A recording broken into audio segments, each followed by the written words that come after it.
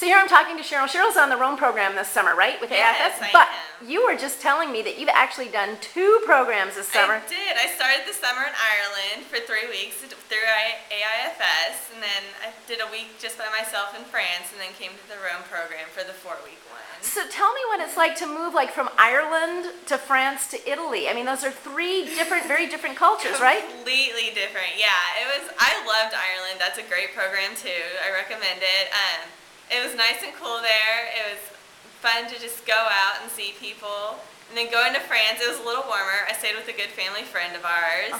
I stayed there for a week. I loved it there. And then coming to Rome, it's just, I don't know, I feel like I've just hit the lottery or something. It's been so much fun. Now, when you were, were you taking classes in Ireland? I was. And what were you taking there? I took Irish art and culture. Okay. And we only took 1 class there, but I loved it there. You did different topics every day in that class. So. But that's really great because you've had this like Ireland art and culture, and then you came here and you're doing high Renaissance. Yes. What a change. Yes.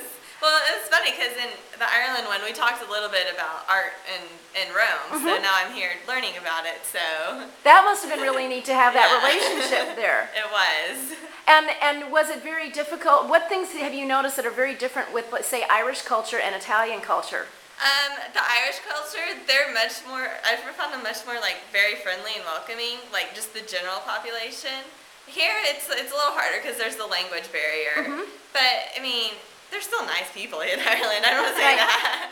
But yeah. they socialize, both cultures socialize. Yes. But a little differently A then. little differently, definitely. So yeah. how did, in the evenings in Ireland, would you go out to a pub? Oh yeah, you would just go out and you would just talk to people in pubs. They were all friendly, and you just have a nice conversation with somebody you didn't know. Right. And then here in Italy, like you said, you have the language issue, but are you having the chance to meet some local people? Yeah, going out. I mean, it's the same way. It's kind of harder to just sit and talk with somebody. If Right. you don't know Italian, they don't need English, but you can get points across, and it's nice.